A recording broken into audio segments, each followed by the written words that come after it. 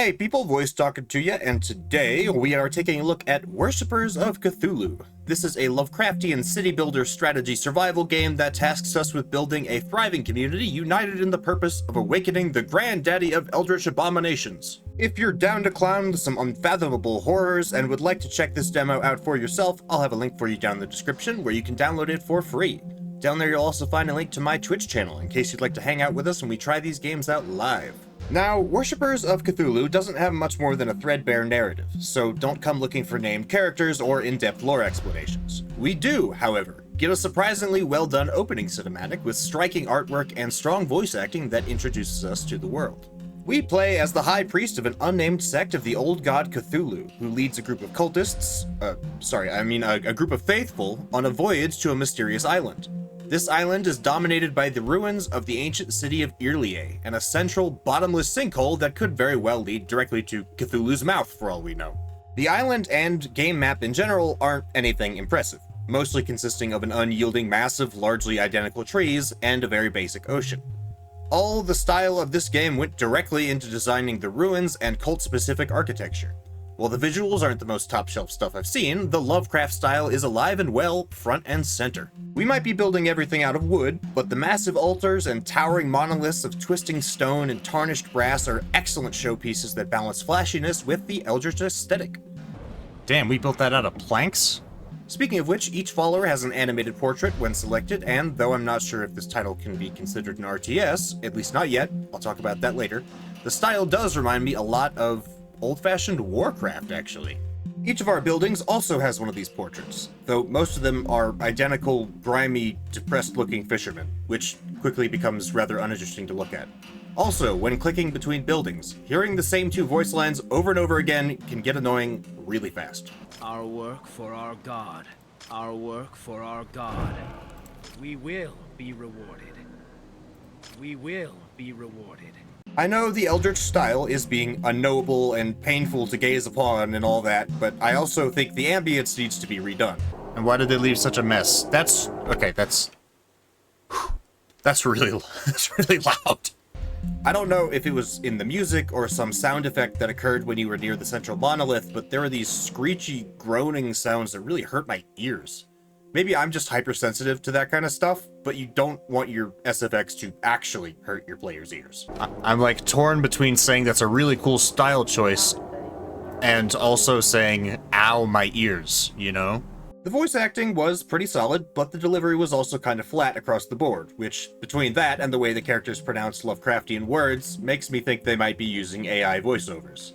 Now, that's okay, but you definitely don't want to overdo it to the point that it's obvious. Also, there were quite a few typos in very obvious spots throughout the tutorial, descriptions, and scripts for the voice lines.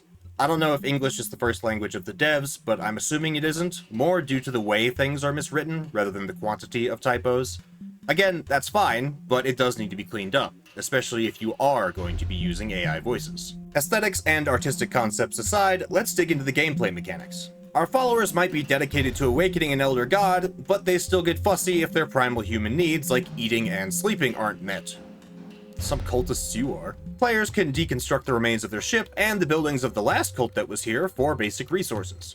This doesn't require workers, but is extremely limited in what it will provide you. So you'll need to construct production centers such as a lumberjack and a sawmill.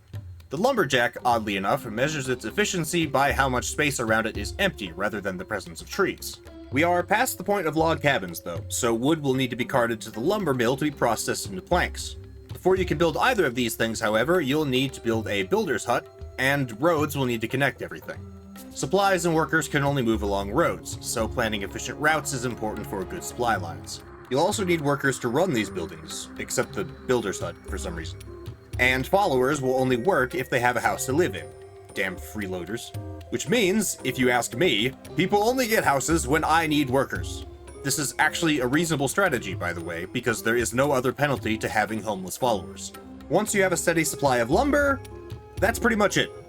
All of the first few tiers of buildings only require planks and faith to build, so you'll never really be hard-pressed for construction materials. I saw some islands on the map listed with different materials, but we didn't use any in the demo, and I didn't see any nodes, so I have no idea how that works. So yeah, all you really need to build is wood and faith. That's not an inspirational quote, by the way. Faith is actually your primary currency in this game, and many buildings, such as temples and shrines, will require a steady upkeep of faith. I'm not sure what happens if you run out of faith, because I never really had to worry about it, and the game didn't mention it. I'm assuming it would be bad, but I don't know if it would be game over or just create nasty events. We can earn faith by completing certain events or by having houses with fulfilled needs. The more needs are fulfilled for a worker's house, the more faith they will produce, and the higher their zeal will be. Zeal is obviously a measure of each worker's enthusiasm for the cause, and it determines how fast and effectively they work. As I mentioned, fulfilling a worker's needs is the easiest way to increase their zeal. They'll need access to a temple and basic necessities, such as robes, clams, and corn. Yes, the only things we eat here at the Cult of Cthulhu are raw clams and cooked corn, which are two different needs, by the way. No, we will not make it into a chowder, and you will be thrown into the pit for asking. As if our believers weren't spoiled enough, each worker also has the audacity to tell us which job they want to work in. Any worker can be placed into any job, but their zeal will be lower and their skills won't increase over time. They want to work in the cornfield. Alright, look, we need somebody to be the corn cooker, alright? Sorry. You'll still get to work with corn. This is randomized, by the way, so if all of your workers long for the cornfields, then you'd better start culling them and looking for new ones. Everybody wants to work in the cornfields. Now, to be clear, your followers don't need food and clothing to survive, and you won't lose followers if you don't provide them. It's all solely for the purpose of generating more faith and faster production via zeal. This is a very functional way of doing things, but not very involved and not very interesting overall. Of course, all these materials we produce aren't for our own benefit. It's all for the greater glory of Lord Cthulhu. And we can carve idols at certain altars as a sacrifice to the great old ones in order to earn eldritch favor and call new followers to the island. Favor is primarily used for summoning demons and unlocking new buildings. I really like the idol carving interface, and adding small amounts of resources to complete it is very tactile and satisfying, if a bit simple. On the other hand, I don't know how we are carving idols out of clams and cooked corn, but I'm not exactly an expert on Elder God worship. Additionally, there's a pretty cool cinematic for each sacrifice you make for the first time, and the animation of massive tentacles or flying demons snatching up your offering from its altar is a really awesome way to make the environment interesting and active. The animations in general are all pretty decent, actually, and you can watch your little yellow-cloaked followers wandering around between their jobs and carting resources around. That said, it seems every building takes the same amount of time to construct, and though there are progressive building animatics, builders, who use the exact same carts as workers, build by just continually pushing their cart into whatever structure they're working on. On top of that, as much as I love the style of the UI, it definitely needs a rework. The menu on the side with the workplaces, map, and notifications on it is way too small and out of the way for how important it is. Additionally, the counters at the top left only keep track of weird groupings of resources. For example, one is construction materials, which is mostly just wood, while another is demon summoning materials, which is wood and blood. It adds together all the materials in that category and tells you that amount. Not only is this a very imprecise display, but it's also very misleading.